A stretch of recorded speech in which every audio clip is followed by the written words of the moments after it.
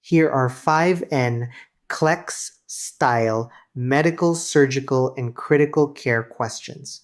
Before I reveal each answer, pause the video and commit to your choice. Let's start. Question 1. A postoperative patient who has been on bed rest suddenly reports difficulty breathing and sharp chest pain that becomes worse with inspiration. The nurse suspects a pulmonary embolism. Which additional findings support this suspicion? Select all that apply. A. Oxygen saturation of 86% on room air. B. Heart rate of 124 beats per minute. C. Cough with blood-streaked sputum. D. Bilateral dependent ankle edema. E. Lightheadedness with near syncope. F. Prolonged expiratory phase with wheezing. Pause here and select your answers. The correct answers are A, B, C, and E. An acute pulmonary embolism blocks pulmonary blood flow and creates a ventilation perfusion problem. So, expect hypoxemia, tachycardia, pleuritic chest pain, possible hemoptysis, and dizziness or syncope. Bilateral dependent edema points more towards systemic fluid accumulation, while a prolonged expiratory phase with wheezing is more characteristic of obstructive airway disease. Your NCLEX clue here is the word sudden. Sudden shortness of breath plus pleuritic chest pain in an immobilized or postoperative patient should immediately make you think about a pulmonary embolism. Question 2. A patient several hours after cardiac surgery develops a blood pressure of 82/54, increasing jugular venous distension, muffled heart sounds, and worsening shortness of breath. Which intervention should the nurse anticipate as the definitive treatment? A. 4-furosemide. B. Synchronized cardioversion. C. Pericardiocentesis. D. Nitroglycerin infusion. Pause and choose one answer. The correct answer is C. Pericardiocentesis. The combination of hypotension, jugular venous distension, and muffled heart sounds is Beck's triad and strongly suggests cardiac tamponade. The problem is pressure around the heart, preventing adequate filling and pumping, so the definitive treatment is to remove the pericardial fluid. Diuretics, cardioversion, and nitroglycerin do not relieve the mechanical compression.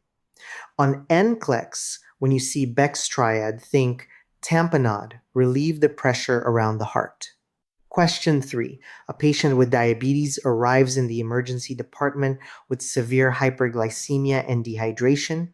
The nurse is determining whether the presentation is more consistent with diabetic ketoacidosis rather than hyperosmolar hyperglycemic state. Which findings support DKA? Select all that apply. A. Serum glucose of 428 mg DL. B. Arterial pH of 7.28. C. Positive serum ketones. D. Deep rapid respirations. E. Serum glucose of 824 milligrams per deciliter with profound confusion. F. Absence of ketones. Pause and select your answers. The correct answers are A, B, C, and D.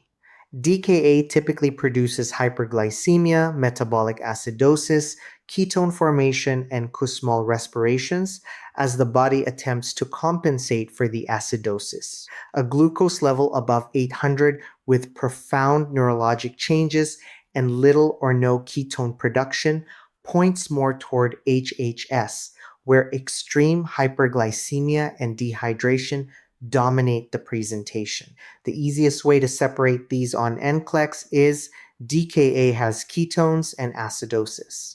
HHS has much higher glucose and more profound dehydration. Question 4. A patient with acute kidney injury has several abnormal laboratory and assessment findings. Which finding provides the strongest indication for emergent dialysis? A. Creatinine of 3.8 milligrams per deciliter with urine output of 40 milliliters per hour. B. potassium of milliequivalents per liter with peaked T waves. C. BUN of 56 milligrams per deciliter with mild fatigue. D. Serum bicarbonate of 19 milliequivalents per liter without respiratory distress. Pause and choose your answer. The correct answer is B. Potassium of 6.8 milliequivalents per liter with peaked T waves. Severe hyperkalemia with ECG changes creates an immediate risk for a fatal dysrhythmia, making this an emergency indication for dialysis when the potassium cannot be rapidly controlled. Creatinine and BUN may be elevated in acute kidney injury, and mild acidosis may occur, but the numbers alone do not carry the same immediate threat as dangerous hyperkalemia affecting the heart for emergent dialysis. Remember, AEIOU, which stands for acidosis, electrolytes, intoxications, overload, uremia. And when potassium is affecting the ECG, pay attention. Last question.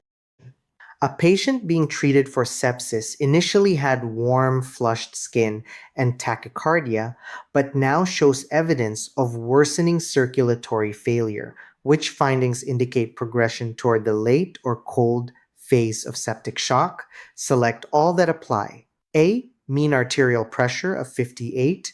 B. Urine output of 15 milliliters during the last hour. C. Cool, clammy extremities. D. Increasing confusion and difficulty arousing. E.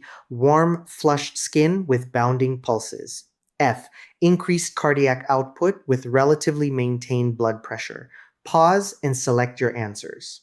The correct answers are A, B, C, and D. As septic shock progresses, tissue perfusion deteriorates. The patient develops persistent hypotension, oliguria, cool, clammy skin, and worsening mental status as the kidneys, brain, and other organs receive less blood flow. Warm, flushed skin and relatively maintained blood pressure fit the earlier hyperdynamic phase rather than late circulatory failure. So when NCLEX gives you sepsis, do not look only at the infection. Look for evidence that the organs are no longer being perfused. Let us do a final review. Let's check your score. Question 1. Pulmonary embolism A, B, C, and E are the correct answers. Question 2. Cardiac tamponade, correct answers is C, pericardiocentesis. Question 3. DKA versus HHS. The correct answers are A, B, C, and D. Question 4. Emergent dialysis. The answer is B. Severe hyperkalemia with ECG changes. Question 5. Late septic shock. The correct answers are A, B, C, and D. But don't judge yourself only by how many answers you got right. Ask yourself whether you recognize the clue. Sudden hypoxemia and pleuritic pain, think pulmonary embolism. Hypotension, JVD, and muffled heart sounds, think cardiac tamponade. Ketones and acidosis, think DKA. Dangerous potassium with ECG changes, think emergent dialysis. And hypotension, oliguria, cool skin, and mental status deterioration, think worsening shock and poor perfusion. That is how I want you approaching NCLEX questions.